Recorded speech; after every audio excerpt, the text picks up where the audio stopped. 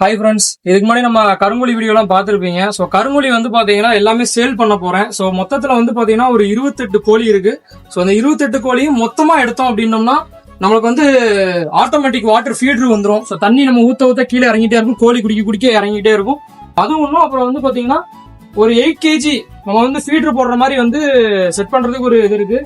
So கோழியை பொறுத்த வரைக்கும் பார்த்தீங்கன்னா கேஜி வந்து 650 சொல்கிறோம். ஸோ எல்லாமே வந்து உருப்படி தான், கறி ரேட்டு கிடையாது. எல்லாமே வந்து பார்த்தீங்கன்னா முட்டை போட்டுட்டு இருக்கு கரண்ட்ல. ஸோ முட்டை பார்த்தீங்கன்னாலே தெரியும். ஸோ எல்லாமே வந்து பார்த்தீங்கன்னா கரண்ட்ல முட்டை போட்டுட்டு இருக்கு. ஸோ அது மட்டும் இல்லாமல் என்ன சொல்லுவாங்கன்னா, கருங்கோழியை பொறுத்த வரைக்கும் அது வந்து வேற ப்ரீடு. ஸோ அது வந்து அடா உட்காராது, அது நாட்டு ரகத்தையே சேர்ந்தது கிடையாதுன்னு சொல்லுவாங்க.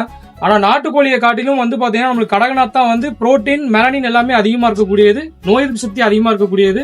ஸோ அது அடா உட்காருமா இல்லையான்றதை நான் காட்டுறேன் வாங்க. ஸோ கருங்கோழியுமே அடை உட்காரும். இதை பார்த்தீங்கன்னா தெரியும், மிளகா போட்டு நம்ம வந்து கிட்டத்தட்ட ஒரு 10 முட்டை கீழே வச்சு நம்ம அடை உட்காந்துருக்கு. ஓகேங்களா? ஸோ வேணுன்றவங்க சொல்லுங்க, நேரில் வந்து பாருங்க. பார்த்துட்டு உங்களுக்கு 5 கோழியோ இல்லை 4 கோழியோ இல்லை 5 கோழி ஒரு சேவல் வேணாலும் எடுத்துக்கலாம். ஸோ மொத்தமாக எடுக்கும் போது பார்த்தீங்கன்னா உங்களுக்கு இந்த ஃபீடர், வாட்டர் ஃபீடரும் சரி இல்லை ஃபுட் ஃபீடரும் சரி உங்களுக்கு அந்த பாக்ஸ் நம்ம தந்துருவோம். அது ஒரு ரேட்டு போட்டு தந்துடலாம், ஒரு நெகோஷியபிள் பண்ணி. ஸோ வாங்க நேரில் பார்த்து நம்ம பேசிக்கலாம். ஓகேங்களா? இதே மாதிரி அப்டேட் வரதுக்காக நெக்ஸ்ட் வீடியோ மீட் பண்ணலாம். பாய்.